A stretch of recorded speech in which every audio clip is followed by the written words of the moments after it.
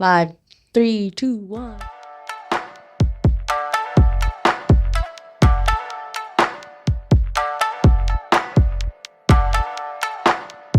Hello, welcome back to another episode of wethampem. I'm Charles. I'm Holly. How was your week? Well, it was Memorial Day. Mm-hmm. What did we end up doing again? We went to the tournament. Monday? Oh, yeah, we went to the tournament after the last episode. Mm-hmm. It was really great. It seemed like starts to remind me of back in the tournaments back in the day. You know, where there's a lot of people, you know, because the past few tournaments that we went to, it seemed like it's starting to die down, where there's less people coming, less teams. But this tournament, just from the day that we went, so yeah, the tournaments have started to seem like they're coming back alive. It seems like they had a lot of vendors. A lot of food, or not a lot of food, but enough food. Yeah, good amount of food vendors and a little stage. I think that's new from what I can remember. Yeah, it's starting to seem like it's starting to get popular again with the younger kids, and that's a good thing. Only time will tell, right? J4 is right around the corner too, so Yep. hopefully it starts to interest the younger generation to come out a lot more. It seems so crowded where we were, like in the volleyball area. Like there's so many teams, so many people, and like the nets are super close to each other. Maybe it's always been like that, but I was never like in the volleyball side, so I didn't notice. But man, it seemed kind of dangerous too. Volleyball's always been like that until they start kicking out teams and it gets smaller and smaller and more narrow, less tight, you know. But it's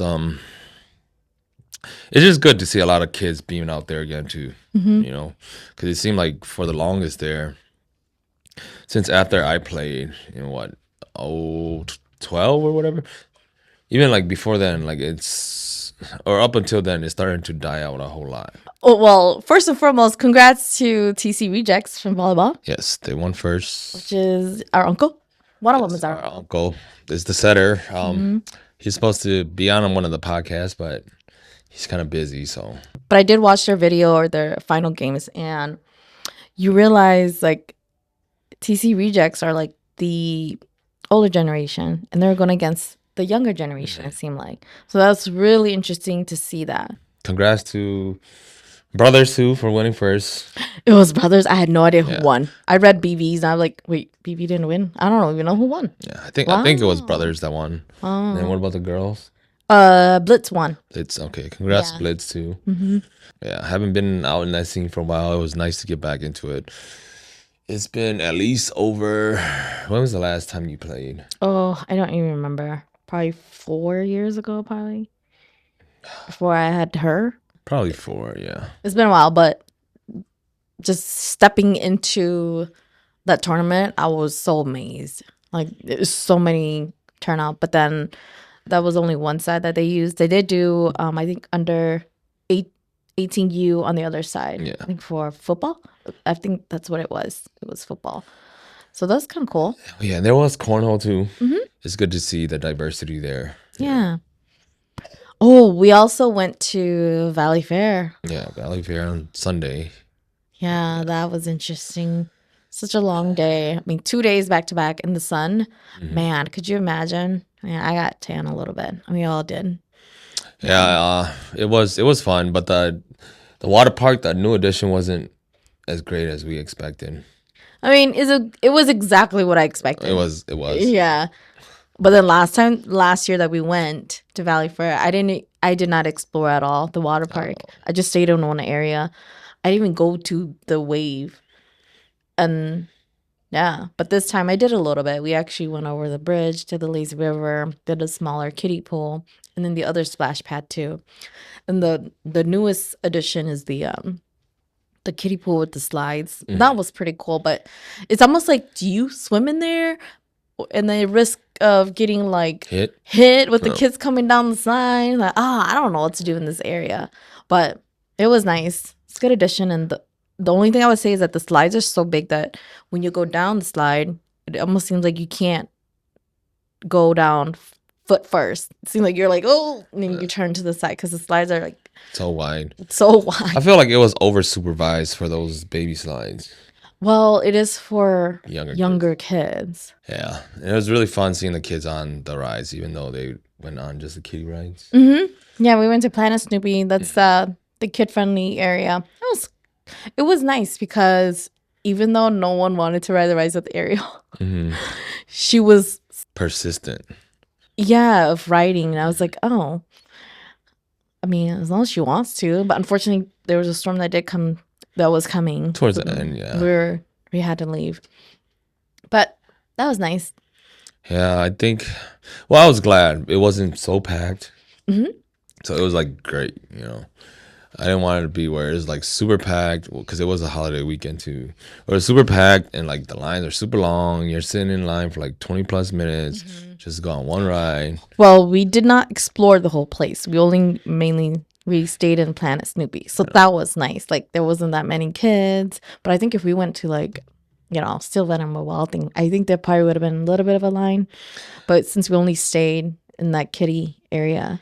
Yeah, but still Venom and Wild Thing is such a quick ride that the line moves pretty fast. Yeah, I think that's with a lot of the bigger rides. Yeah, I mean, thank God we didn't ride no rides because the last year when we went we rode. Still Venom. Did we ride the Wild Thing? I think we did. I think we did. Yeah, it feels different now as you get older, I mean, jeez.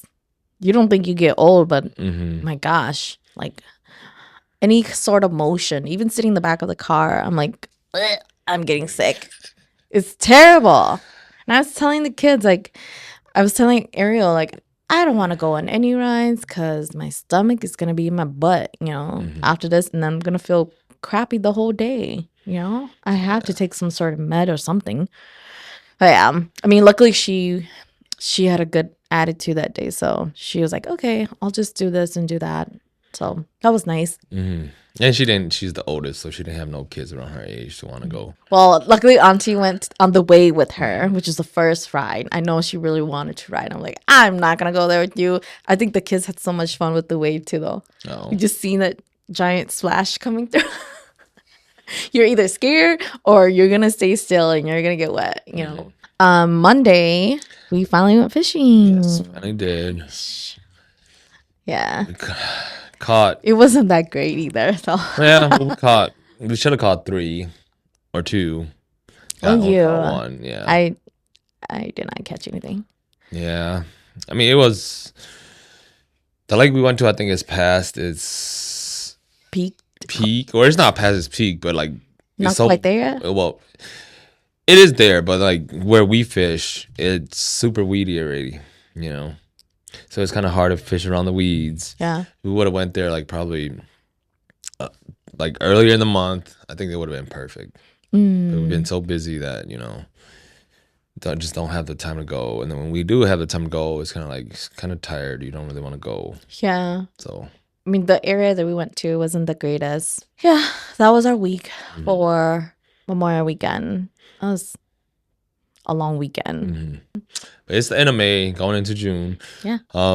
Perfect. So we started our first volleyball practice this week, and I think it went well for our session. Yeah, I mean, it's first day of meeting the kids. They're meeting you as well too, and some parents. So that was nice. Everyone meeting each other for the first time. The kids. Not everyone showed up, which is fine. It's not like it's mandatory, but some familiar faces, which is good. I think we had just enough room for the amount of players we had. So we had about 17 players that showed up in total. 17 kids? Yes. Oh, I thought just you. I thought you were just talking about you. No, in total, because we had 2 teams. It went pretty well. I think, well, at least for my team, I could say it went pretty well. It's a little easier to assess the kids, help them when they're needed. I think we should have a pretty decent team this year. So this week did seem kind of hectic with all the parents. I mean, we're going to try to condense silvers together and gold together. Mm-hmm. So we'll see what we could come up with this week.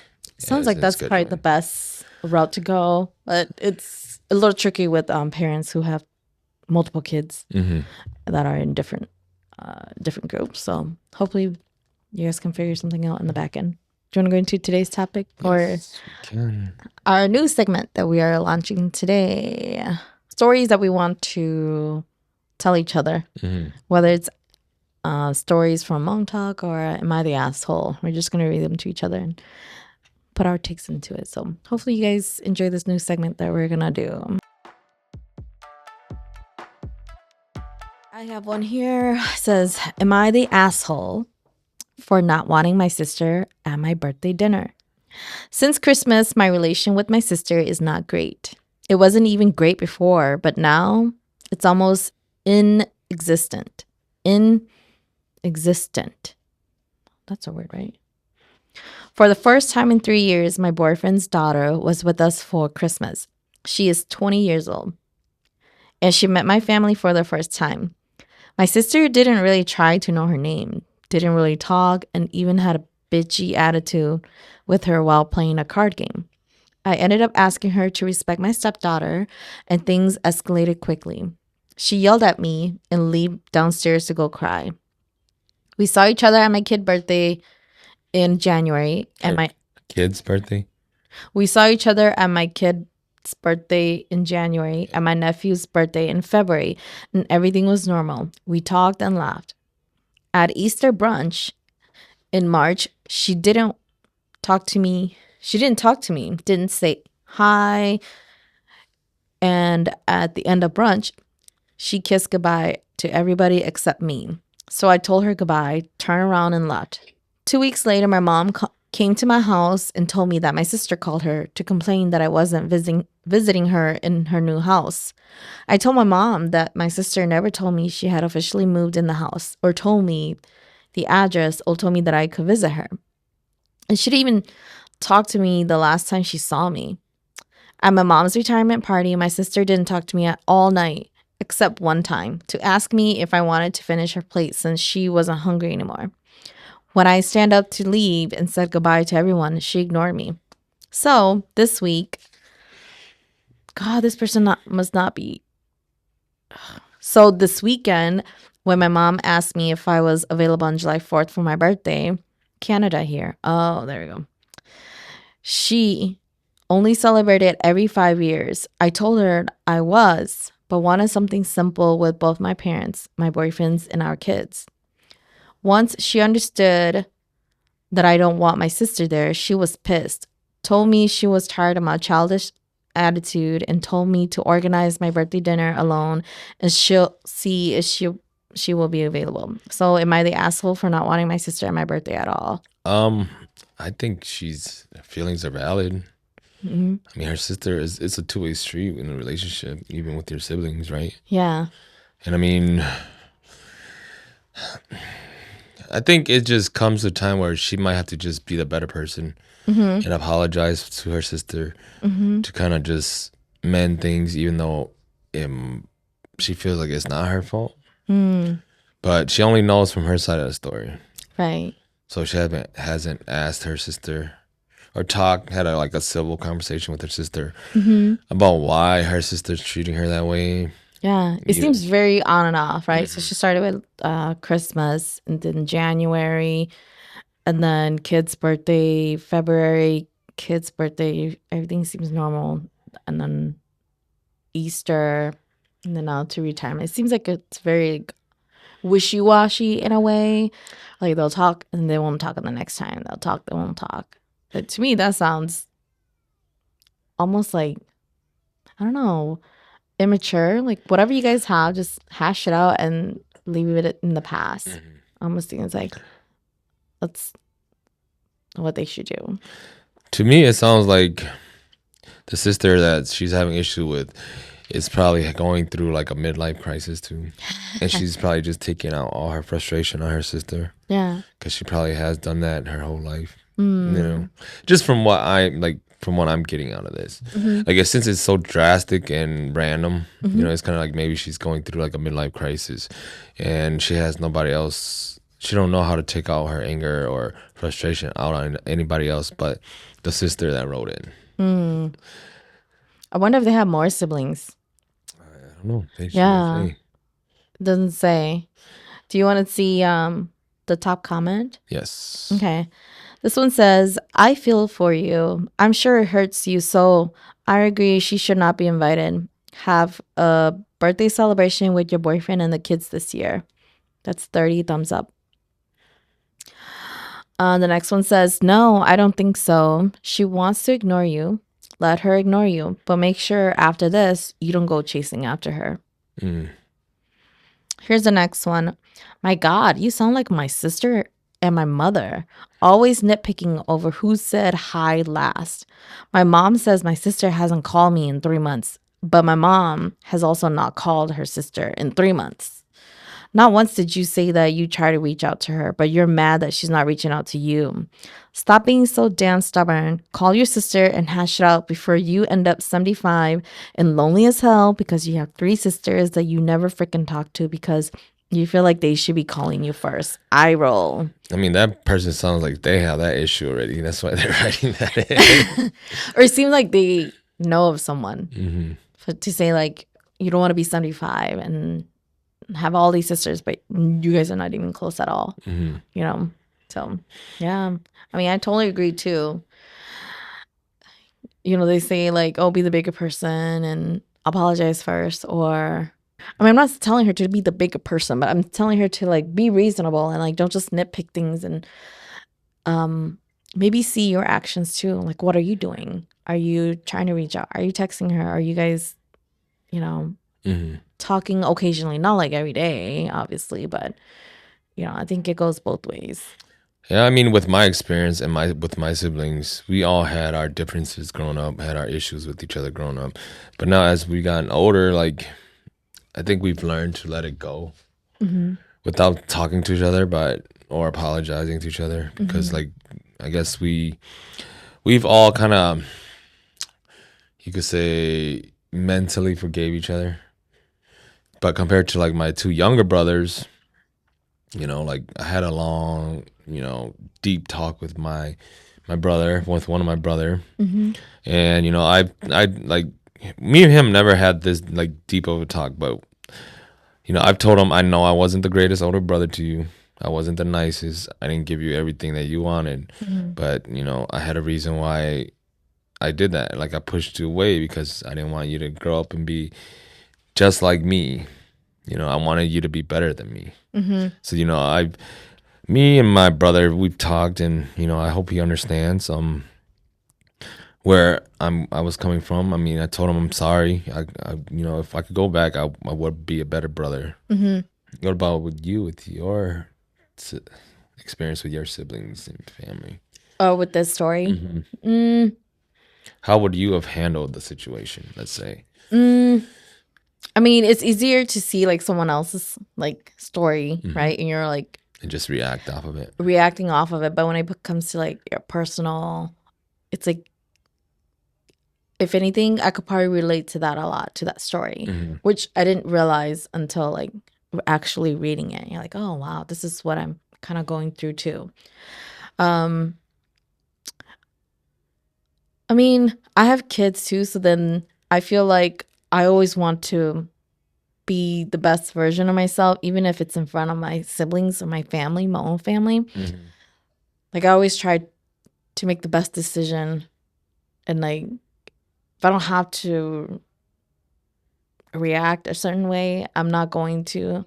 But I know that once I do, it's almost like I've fallen into that trap of like reacting, and then now I become this person that I don't want to be. And like I always just try to be the best, put out the best version of myself, especially in front of my kids. So I mean, with her being a mom as well too, I don't know. I mean, I think if anything, it doesn't hurt to reach out as well too. And I don't know if she actually likes or dislikes her sister. I mean, well, at the beginning, she said that they never had a great relationship to begin with, That's right. but it wasn't bad. Mm-hmm. So, I mean, it doesn't help to kind of get it back to decent. Mm-hmm. But at the same time, you know, Is this relationship salvageable, do you think? I think any relationship with your family is salvageable as long as you're willing to forgive. Mm, You know, yeah. We just went to a wedding and I didn't realize, but that the bride did not want her brother at the wedding. no, And it's like, but they have their reasons. I know, but I'm saying like, you can't just forget the past. I mean, I know it's your request as bride and that's your big day, but things like that. I mean, that's not really the story, but I feel like it's in a way, kind of like this too, where like it's my birthday party. Is it okay for me not to invite my sister? I mean, you could do whatever you want, but I don't think that'll help the situation, right? I think with them, it should be with the wedding. It should have been when she's having the wedding, she should have tried reaching out to her brother and working it out. And if it doesn't work out, then he don't. If you don't want him there, you don't need him there. But at least you tried, right? Mm-hmm. I'm talking about with the birthday party, like this birthday party. Well, I'm still piggybacking off of you off the wedding, the one you're talking about. Oh, right? Yeah, I already went to the birthday party. I said for her not to invite her sister to the birthday party is, I don't think it's, I said she can do whatever she wants. It's her birthday. However, if she doesn't invite the sister, it's not going to help the situation. Well, right? but with that situation, even if you invite your sister, do you think she'll show up anyways? Mm-hmm. Well, even if she shows up, well, she's gonna talk to you because like she keeps saying that they didn't even talk. They didn't even say anything. It's like, did you even initiate? Do you know what I mean? Well, if it is your birthday and she comes and she doesn't talk to you, then it's gonna be even more awkward, right? Am I the asshole for not giving my parents half of my lottery winning? I saw that one. Winnings. Mm-hmm. Context: I won. I think they're in Europe because it's about in euros, but 4 million earlier this year from the lotto. Currently, the money is diversified into several index funds. I was planning on giving them. Planning on giving his parents $750,000 as a thank you, but when I mentioned that as a counter offer, they got mad and started calling me selfish. I'm 19 male. My parents are 49 male and 47 female. Without going into much detail and making this longer than necessary, I only waited around a week before I told my parents. They were excited, and so was I. It was all going fine until they started talking about the money as if it was theirs. They were talking about retiring, going on holiday, buying a boat and new car, traveling the world, etc. I asked them how much they expected to have. Stone cold face, they said half. I understand that with giving half, having 2 million left is already enough, but why should they be entitled to that? I know they're my parents and we've had a great relationship. To me, $750,000 seems like it's enough as they already have their own savings and a paid off mortgage. So, am I the asshole for refusing to give my parents half of my winning? Did he refuse? Does it say that? Did he refuse, or he's just questioning that before actually telling his parents? Well, in the story, he says he asked them how much they expect to get from him. Yeah. And they said half. But he didn't respond yet, right? But he said he counter offer with $750,000. Oh, he counter. Yeah. So instead of giving them $2 million, he's giving them $750,000. Yeah. Which I think is still great. I mean, you know, being kids, having parents ourselves, right? I think if I would have won, put yourself in his shoes, man. I don't think I would be able to tell my parents. Really? That you've won. Yeah. Okay. Because if I tell them, my parents might put me through the same thing. Oh, without us, you won't be in this world, you know. And if they expect half, it's like, That guilt trip in a way. I don't think I could give my parents half either. Here's the thing. If they won, do you think they could give you any, if anything, right? I think they would be able to, knowing them. I think they would not give you half, They would not give me half. but they would give you something. So But I'm talking about within his. yeah, in his situation, I'm saying like if you won, you won't give them any. But if they won, I'm not saying I won't give my parents any. I of course I would take care of my parents for sure, but I wouldn't want them to know my situation would happen. because if let's say we won, right? We're married. If I win, you win, right? Let's say we won. I wouldn't really want to tell anybody, Yeah. but I will take care of, all our close ones behind the scenes. Yeah. Trying without them knowing. Yeah, I don't think he's He's not the asshole, but he is an asshole for telling his parents within a week, and now his parents are making plans with his money. I think that makes him an asshole. I don't think that makes him an asshole. I think that makes him makes his parents the asshole for making plans with his money already, or setting an expectation for him too. I think the parents are assholes for doing that, thinking that that's their money too. If I was in that case, okay, there you go.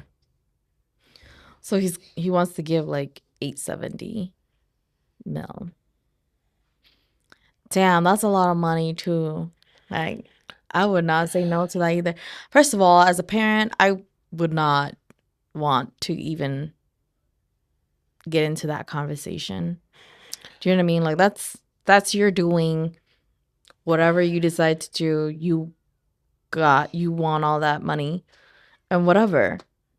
But I would just try to guide them. Like, if you need a financial advisor, I could help you find one. I don't know.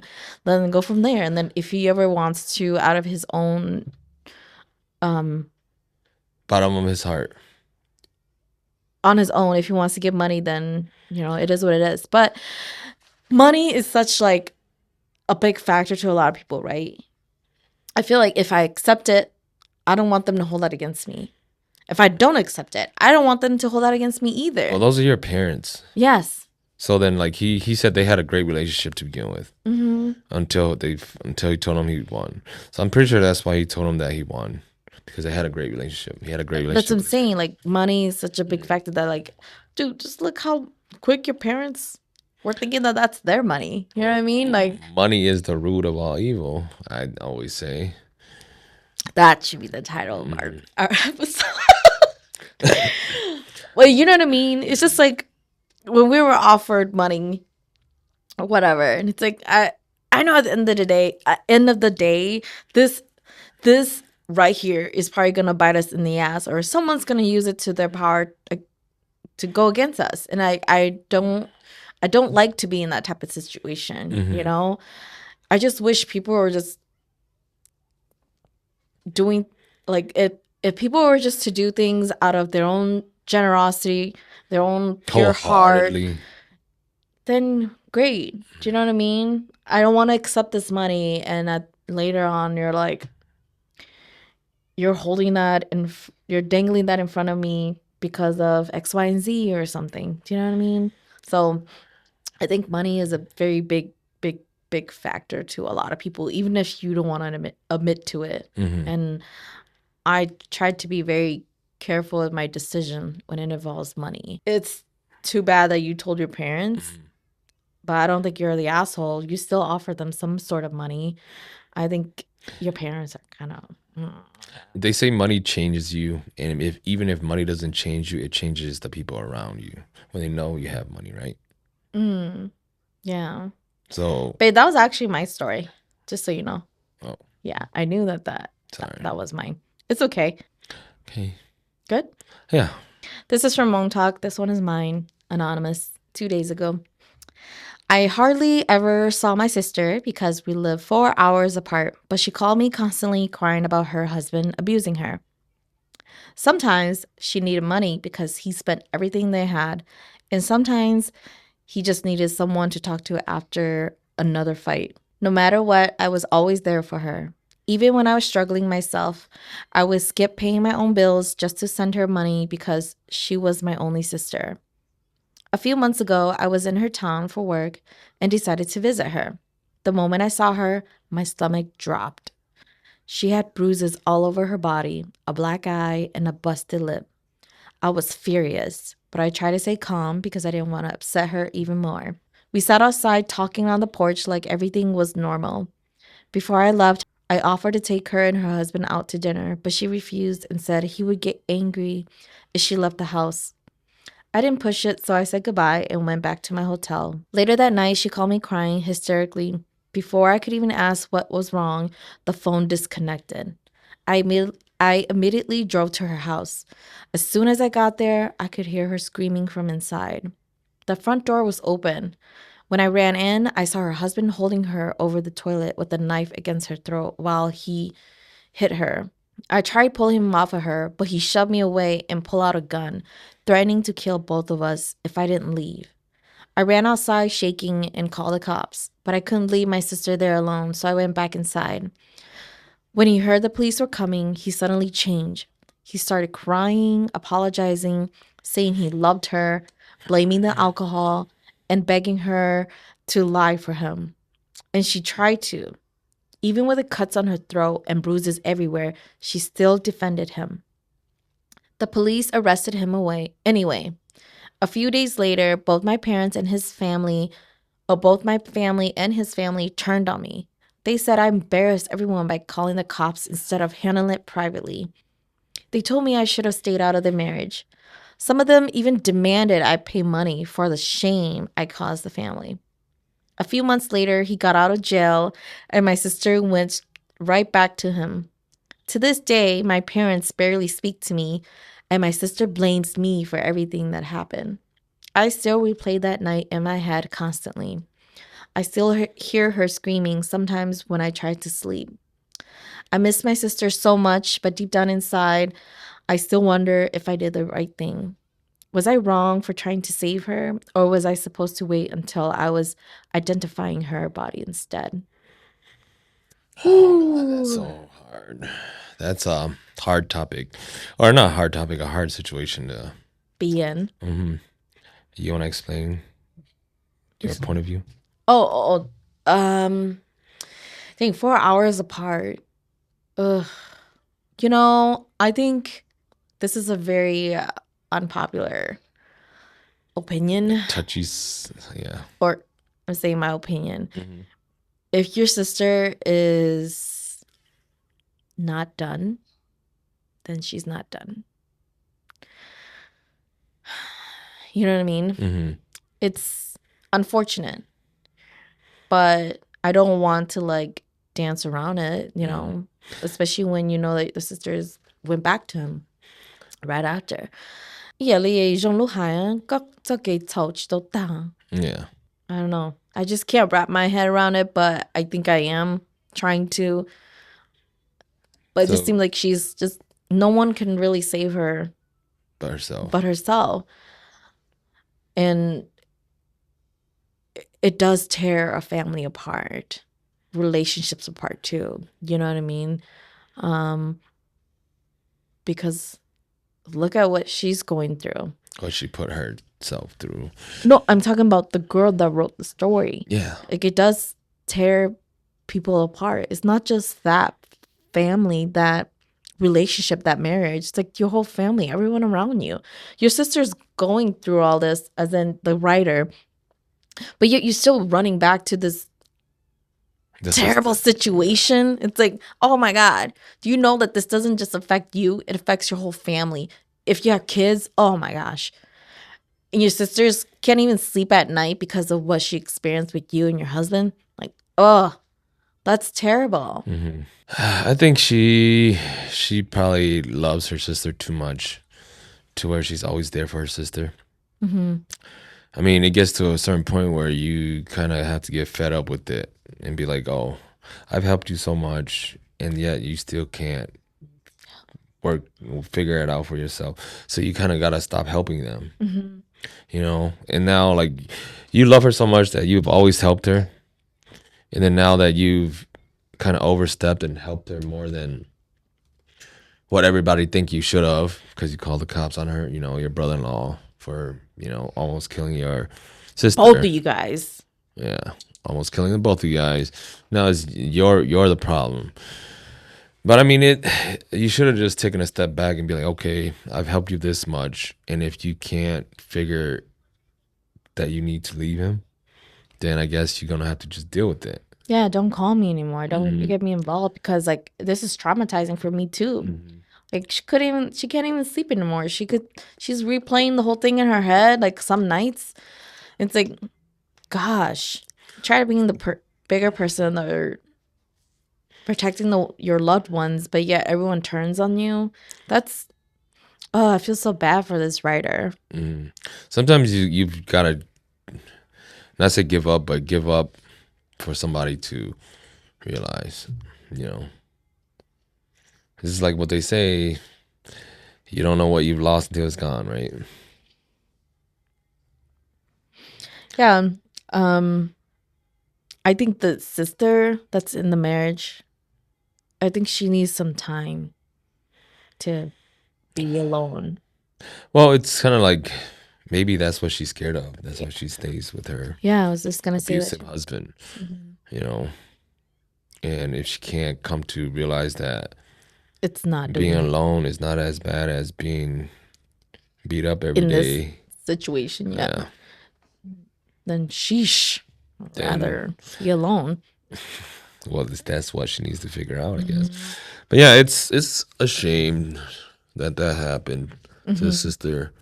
And I mean, you being this other sister, or having her as your only sister, of course you love her. You love her to death, and you do anything for her. And unfortunately, you doing the right thing backfired. You know, so yeah, it's very unfortunate that she went through all that. All right, guys, that's the end of this episode today. Thank you for tuning in with us. Don't forget to like, follow, and subscribe to our Facebook and our YouTube channel at Tham Podcast. If you have any topics you want our takes, our opinions, go ahead and send us an email at wethampem@gmail.com, and we'll take a look at it. Thank you so much for joining us, you guys. Hopefully you guys like this segment. Yes. Bye. Bye, you guys.